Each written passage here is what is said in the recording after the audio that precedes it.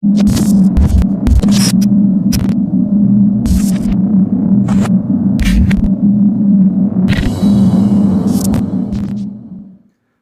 shalom semuanya. Welcome to Masterplan Youth Online Service. Jadi di online service kita kali ini kita akan dilayani oleh PS Victor Wang dengan tema Free to Obey. Nah, sebelum kita memulai ibadah, aku akan mengumumkan beberapa hal dulu ya. Yang pertama, EHF kita masih online via Zoom ya. Nanti linknya akan di-share di grup Masterplan. Jangan lupa dicek. Yang kedua, persembahan maupun persepuluhan bisa ditransfer ke rekening yang tertera di layar kaca ataupun melalui barcode yang terdapat di layar kaca. Yang ketiga, ibadah Masterplan Youth Online Service minggu depan akan ada relationship talk show yang akan dilayani oleh Kak Lovelia Chandra Dinata dengan tema Sayang versus Bucin. Yang terakhir, tetap stay at home ya guys, yang gak ada kegiatan di luar rumah. Tapi kalau ada kepentingan pun, tetap lakukan protokol kesehatannya. Udah, itu aja. Kita akan mulai ibadah hari ini. Mari siapkan hati untuk memuji dan menyembah Tuhan. Selamat beribadah. Shalom semuanya. Apa kabar? Selamat datang lagi ke ibadah Masterplan Youth masih online service. Oke lah, tanpa kita berlama-lama lagi, selamat hari Minggu semuanya. Dan sebelum kita mulai buat menyembah Tuhan, buat mendengarkan firman Tuhan, kita akan berdoa dulu yang akan dipimpin oleh Mas Eca.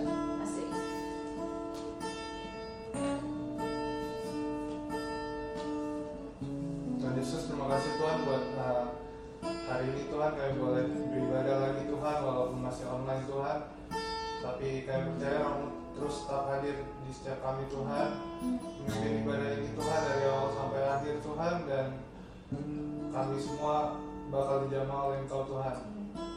Terima kasih Tuhan Yesus. Sebentar kami mau ibadah Tuhan, berkati kami Tuhan, hanya dalam nama-Mu kami telah bersyukur. Amin.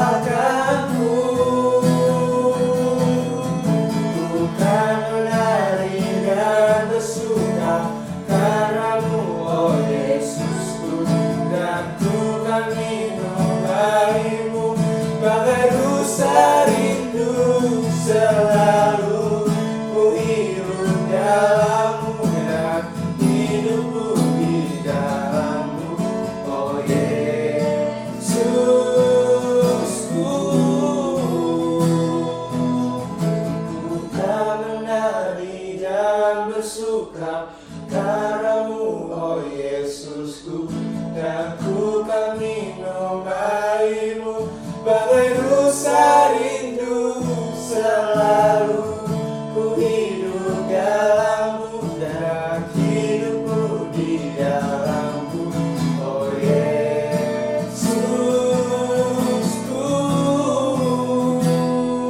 Oh, ku kan menari dan bersuka karena-Mu, oh Yesusku, dan ku kan minum air-Mu, bagai rusa rindu selalu ku hidup dalam-Mu dan hidupku di dalam-Mu, oh Yesusku. Kau sangat ku cinta.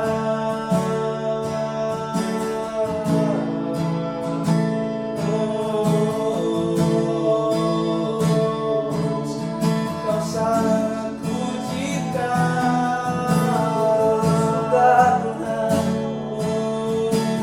Sudah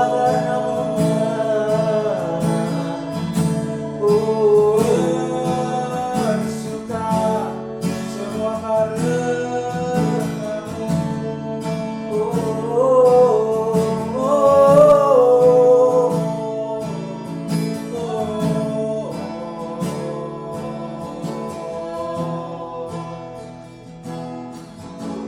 Bukan menari dan bersuka karena-Mu, oh Yesusku, dan ku kan minum air-Mu, bagai rusa rindu selalu ku hidup dalam-Mu dan hidupku di dalam-Mu, oh Yesusku.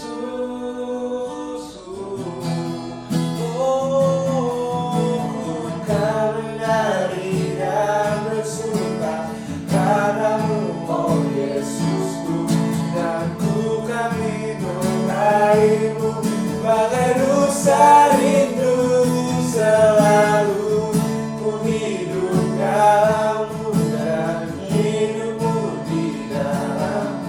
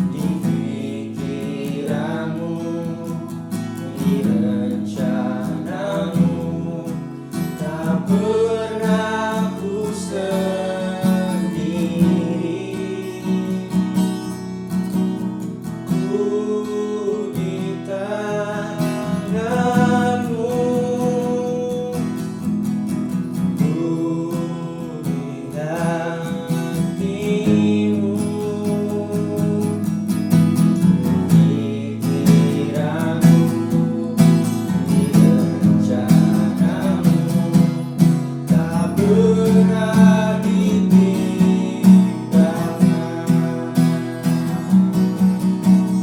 Ku ditanganmu,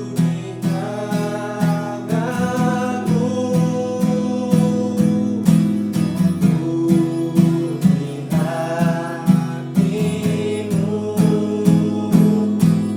di pikiranmu, di rencanamu. Tak pernah ku sendiri. Ku di tanganmu, ku di hatimu, di pikiranmu,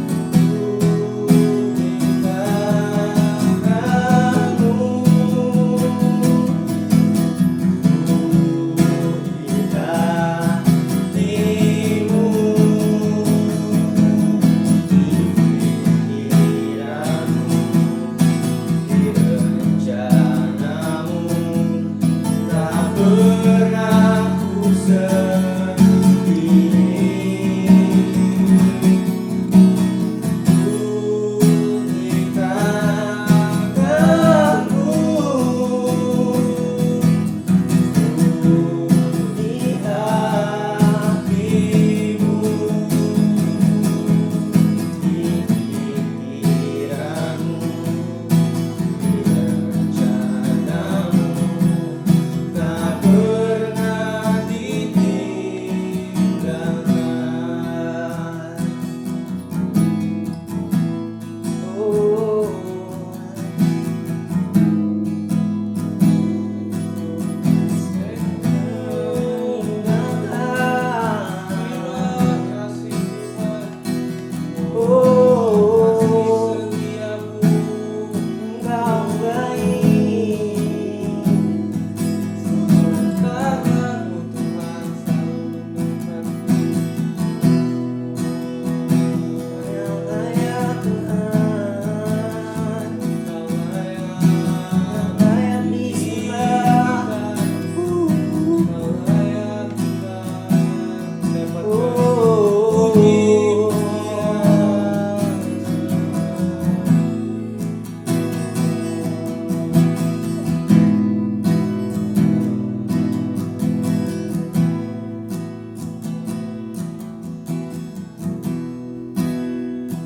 Terima kasih ya Tuhan untuk kesetiaan-Mu atas setiap kami Tuhan. Terima kasih buat hati-Mu Tuhan, bahkan pribadi-Mu sendiri yang gak pernah meninggalkan kami Tuhan.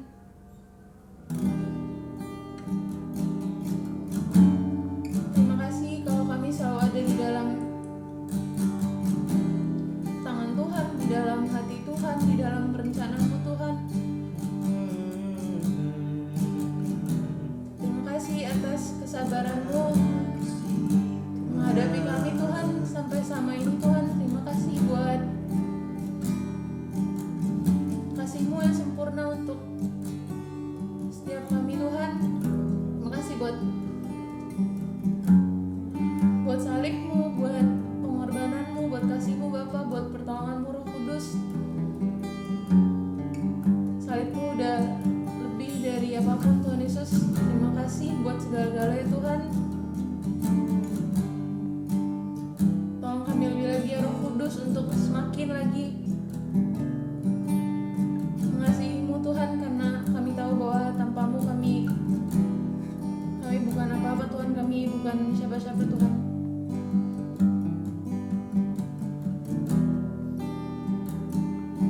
Bekerja luar biasa dalam setiap hati kami ya Roh Kudus, jamah setiap hati.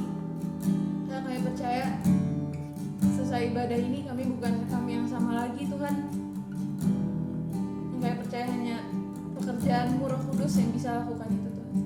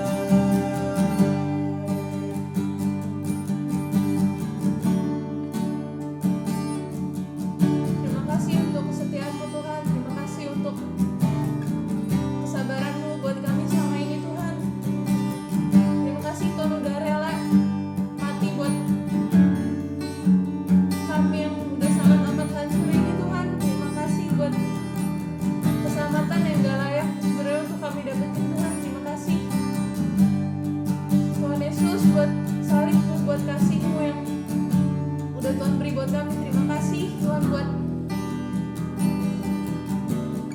Engkau udah memilih kami Tuhan dari sebelum dijadikan Tuhan. Terima kasih untuk segala-galanya. Terima kasih Tuhan yang bisa kami mainkan padamu Tuhan.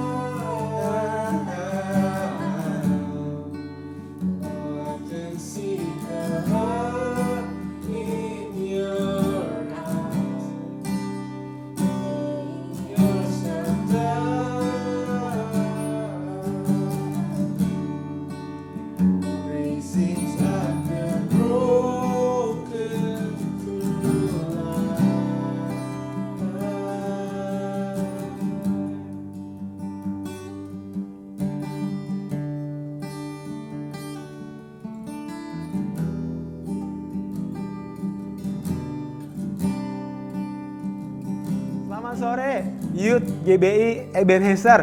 Terima kasih buat waktu yang diberikan kepada saya. Saya mau bilang terima kasih buat Bapak Gembala Pastor Amos Hosea. Thank you Pak buat waktu yang diberikan kepada saya. Juga salam kenal buat Youth Pastor Randy Chandra Dinata. I hope that satu hari nanti kita bisa ketemu muka dengan muka. Dan hari ini saya excited karena saya diberikan tema yaitu Free to Obey. Dan saya kasih judul seri saya hari ini adalah Bold Obedient. Ketaatan bukanlah kata yang populer hari-hari ini. Ada beberapa orang punya prinsip jadilah pribadi yang gak tunduk sama Tuhan. Hidup semau gua, mau-maunya gua deh, mau-maunya saya. Itulah hidup saya. Nah, dalam bahasa Sunda ada istilahnya gini, kumaha aing. Mungkin kalau dalam bahasa Jakarta, gimana saya, terserah gua deh. Hidup gua kayak apa, terserah gua. Nah, mari kita belajar. 1 Samuel 15 ayat yang ke-22 berkata, tetapi Samuel berkata, manakah yang lebih disukai Tuhan? Ketaatan atau kurban persembahan? Taat kepada Tuhan lebih baik daripada mempersembahkan kurban. Patuh lebih baik daripada lemak kurban. Kata taat berasal dari bahasa Ibrani yaitu hupokai. Sekali lagi, hupokai. Yang berarti menundukkan diri kepada kehendak Tuhan. Taat itu berbicara dua hal. Mendengarkan dan melakukan. Mendengar.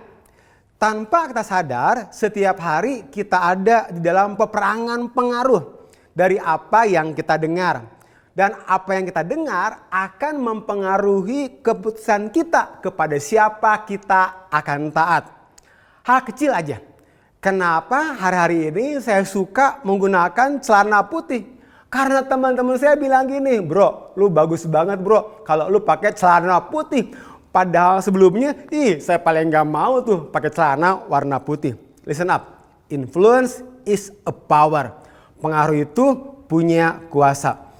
Akankah kita dipengaruhi oleh suara Tuhan, suara kebenaran, suara kehidupan? Atau akankah kita dipengaruhi oleh suara setan, suara yang salah, suara kematian? Karena pengaruh adalah punya kuasa. Influence is power. Nah, influence is power. Pengaruh itu punya kuasa. Akankah kita dipengaruhi oleh suara Tuhan, suara yang benar, suara kebenaran, suara kehidupan, atau kita akan dipengaruhi oleh suara setan? Jelas kita tahu itu suara yang salah, suara kematian. Ini penting karena influence is power. Pengaruh akan selalu mempengaruhi keputusan kita. Dan keputusan yang kita ambil akan menentukan kepada siapa kita akan taat. Dan kepada siapa kita akan taat akan menentukan seperti apa masa depan kita. Hidup kita akan berubah total kalau kita membiarkan orang baik mempengaruhi kita. Tetapi hidup kita akan berubah total juga ketika kita membiarkan orang salah mempengaruhi hidup kita. Ketika kita ada di dalam kumpulan orang benar, kita akan mendengar hal-hal yang benar dan kita akan mengambil keputusan yang benar. Tetapi ketika kita ada di dalam kumpulan orang-orang yang salah, kita akan mendengarkan hal-hal yang salah dan kita akan mengambil keputusan yang salah. Amsal 13 ayat yang ke-20. Siapa bergaul dengan orang bijak menjadi bijak, tetapi siapa yang berteman dengan orang bebal menjadi malang hidupnya karena dia mendengar suara yang salah. Akibatnya keputusannya salah, hidupnya mengalami kemalangan. 1 Korintus 15 ayat yang ke-33. Saya baca terjemahan ISV. Berkata, berhenti ditipu. Teman yang jahat menyebabkan tujuan yang jahat. Hal yang kedua adalah melakukan. Bagaimana kita melakukan ketaatan? Segera melakukannya, seluruhnya dilakukan, dan sukacita melakukannya. Mari kita mulai lebih dalam lagi. Ketaatan dimulai dengan pengenalan kita akan Tuhan. Kejadian 4 ayat yang pertama. Kemudian manusia itu bersetubuh dengan Hawa istrinya dan mengandunglah perempuan itu lalu melahirkan Kain. Maka kata perempuan itu, aku telah mendapat seorang anak laki-laki dengan pertolongan Tuhan. Nah, dalam terjemahan New King James Version dikatakan, and Adam knew Eve, his wife. Kata Ibrani untuk knew atau mengenal di sini adalah yada, yang artinya mengenal dan dikenal secara utuh untuk suatu hubungan yang intim. Hari ini, apakah Yesus mengenal kita atau apakah kita mengenal Yesus? Kita akan belajar dari dua pribadi hari ini tentang ketaatan, yaitu dari Yusuf dan Simson. Tuhan memberikan visi buat Yusuf. Kejadian 37 ayat yang ke-7. Kita tahu bahwa ketika Yusuf punya mimpi hari itu, ketika dia sedang di ladang, berkas-berkas gandum kakak-kakaknya sujud menyembah kepada berkasnya Yusuf. Bahkan di Kejadian 37 ayat 9 kita tahu bahwa Yusuf bermimpi lagi bahwa bulan dan matahari juga 11 bintang sujud menyembah kepada Yusuf. Tuhan memberikan visi buat Yusuf. Hal yang sama, Tuhan memberikan visi buat Simson. Hakim-Hakim 3 ayat yang kelima. Ini visi Tuhan buat Simson. Dan dengan dia akan mulai penyelamatan orang Israel dari tangan Filistin. Tuhan memberikan visi buat Yusuf.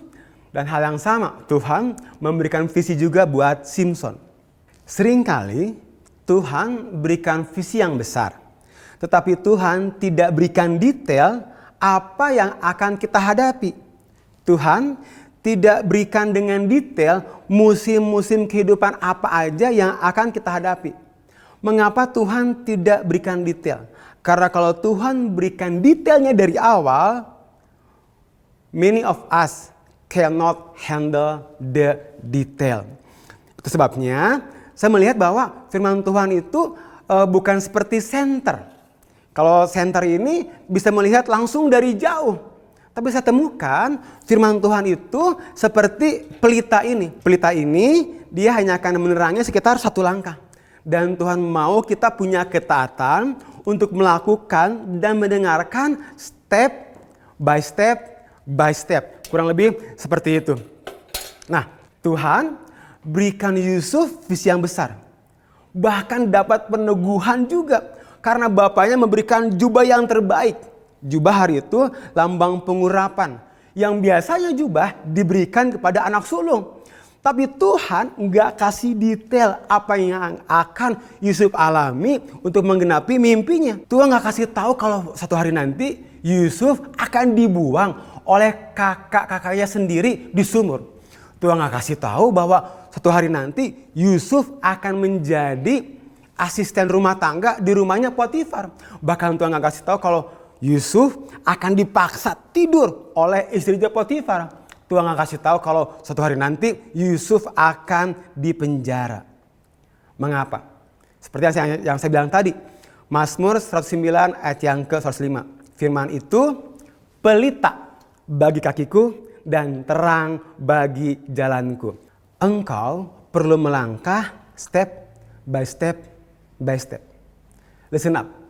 Pengenalan kita akan Tuhan adalah sejauh mana kita percaya akan Tuhan. Dan hanya orang yang percaya akan Tuhan, dia mau dipimpin oleh Tuhan.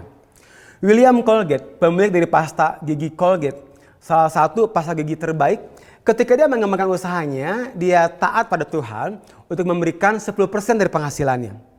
Dan ketika usahanya berkembang, dia dengar lagi Tuhan bicara, berikan 20% dari penghasilanmu. Dan ketika dia berkembang lagi, dia mendengar lagi, berikan 30% dari usahamu, 40%. Bahkan sampai dia memberikan 90% dari hasil usahanya dia. William Colgate katakan, 10% yang sekarang dia dapatkan, yang dia hidupi, jumlahnya lebih dari cukup dari apa yang saya impikan dulu.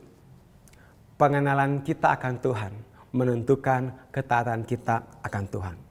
Karena love akan membuat engkau trust. Dan trust membuat engkau akan action. Engkau akan bertindak. Berikutnya, mengapa ketaatan penting?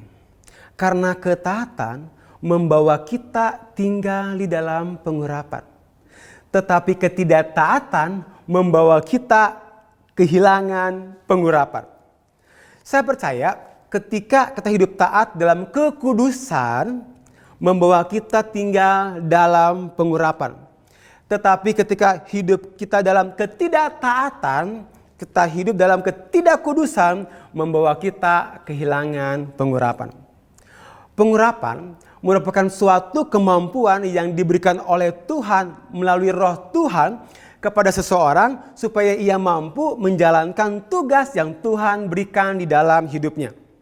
Kemampuan ini berbentuk supranatural dan bisa berbentuk kekuatan, otoritas, hikmat, atau kepercayaan diri.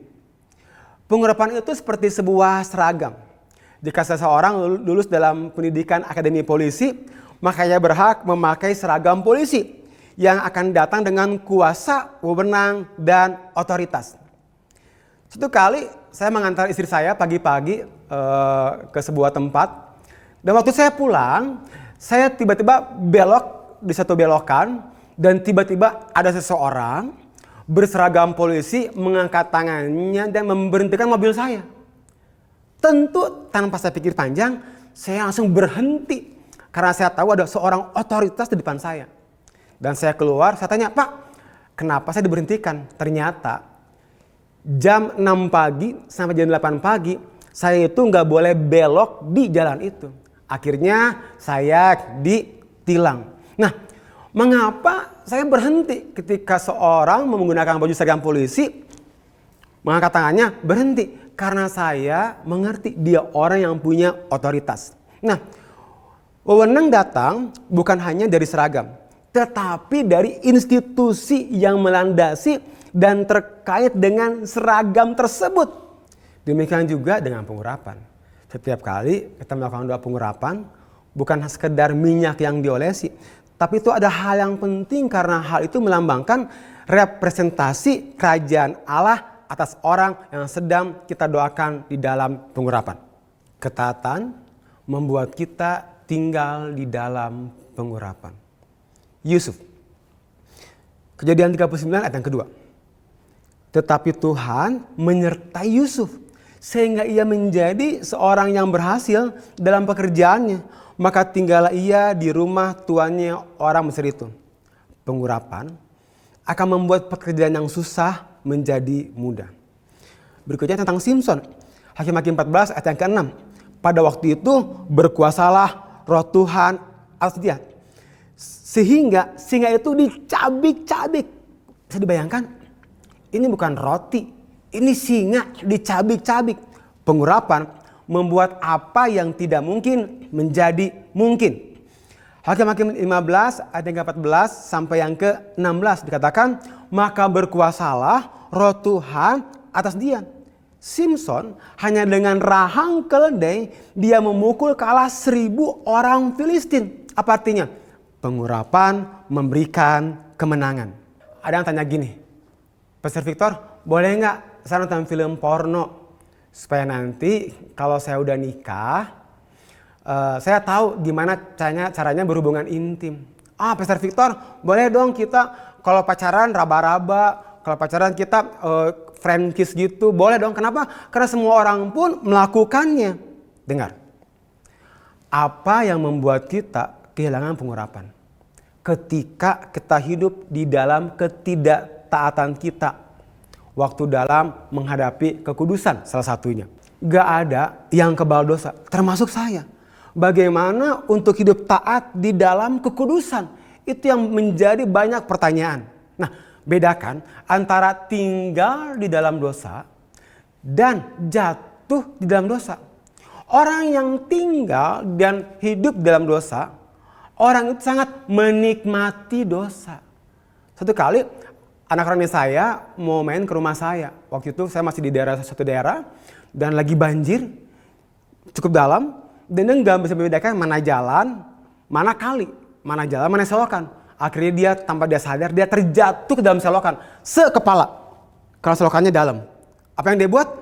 Dia langsung berusaha bangkit keluar. Nah, dia bukan tinggal di dalam kubangannya, dia bukan tinggal di dalam kalinya, enggak, dia keluar. Orang yang tinggal dan hidup dalam dosa, dia nggak mau lagi keluar. Tapi orang yang bangun adalah dia jatuh, dia bangun lagi. Dia jatuh, dia bangun lagi. Nah, bagaimana untuk kita bangun dari dosa? Yang pertama, kita perlu mengikatkan diri kita di dalam komunitas. 1 Petrus 5 ayat yang ke-8 berkata, sadarlah dan berjaga-jagalah. Lawanmu si iblis berjalan keliling sama seperti singa yang mengaum-ngaum dan mencari orang yang dapat ditelannya. Kalau kita lihat film tentang animal, saya selalu lihat bahwa singa selalu mengejar satu kawanan rusa atau apapun itu ketika rusa ini keluar dari kawanannya. Pastikan hari ini engkau tinggal di dalam sebuah komunitas di GBI Youth Ebenezer. Yang kedua, mengaku dosa satu dengan yang lain. Yakobus 5 ayat ke-16. Hendaklah kamu saling mengaku dosamu supaya kamu sembuh. Yang ketiga, melarikan diri dong dari dosa. Yusuf melarikan diri. Kejadian 39 ayat yang ke-12. Tetapi Yusuf meninggalkan bajunya di tangan perempuan itu dan lari. Yusuf lari ketika Tante Pot mengajak bobo siang hari itu. Beda sama Simson. Simson itu dia menyerahkan diri. Hakim-Hakim 16 ayat ke-17. Maka diceritakannya lah kepadanya segala isi hatinya. Maka dikatakan gini, maka kekuatannya lenyap katanya.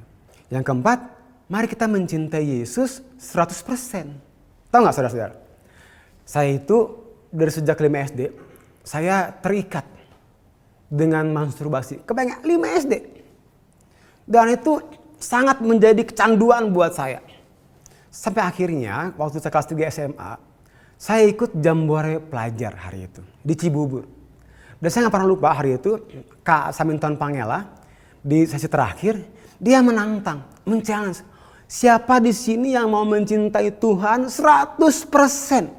Bukan 50%, bukan 90%, bukan 99,99%, tapi 100%. Dan hari itu saya udah capek. Saya jatuh bangun dengan masturbasi.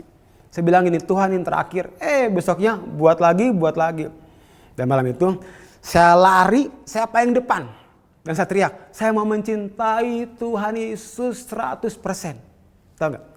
Dari sejak 3 SMA itu sampai hari ini saya nggak pernah satu kali pun melakukan masturbasi lagi. Kenapa? Karena saya mencintai Tuhan 100%. Yang kelima, mencintai firman Tuhan. Waktu kita mencintai firman Tuhan, kita mencintai Tuhan. Karena Yohanes 1 ayat 1 berkata, pada mulanya adalah firman. Firman itu bersama-sama dengan Allah. Dan firman itu adalah Allah. Ketaatan Yusuf yang hidup dalam kekudusan membawa Yusuf tinggal di dalam pengurapan. Tetapi ketidaktaatan Simson membawa Simson kehilangan pengurapan. Hakim-Hakim 16 ayat yang ke-20. Lalu berseluruh perempuan itu, orang Filistin menyergap engkau, Simson, maka terjagalah ia dari tidurnya, serta katanya, seperti yang sudah-sudah, aku akan bebas dan akan meronta lepas. Tetapi tidaklah diketahuinya bahwa Tuhan telah meninggalkan dia. Dalam yang kita bahas hari ini, bahwa pengurapan Tuhan telah meninggalkan Simson.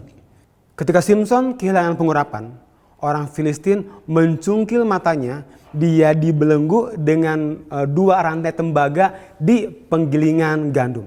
Apa artinya?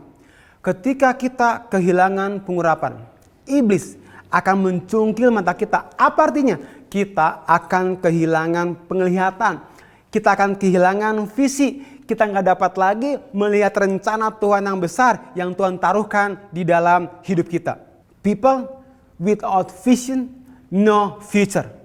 And people without vision always back to his past. Kita akan seperti orang yang ada di dalam treadmill. Kita bergerak, kita lari, tapi ada di level yang sama di dalam kehidupan kita. Ketaatan membawa kita tinggal di dalam pengurapan. Tetapi ketidaktaatan membawa kita kehilangan pengurapan. Next. Ketaatan membawa kita masuk ke dalam rencana Tuhan. Tetapi ketidaktaatan membawa kita keluar dari rencana Tuhan. Yohanes 14 ayat ke-15. Jikalau kamu mengasihi aku, kamu akan menuruti segala perintahku. Perhatikan. Tidak dikatakan bahwa kalau kamu mengasihi aku, kamu akan membaca Alkitabmu setiap hari 1 jam lamanya.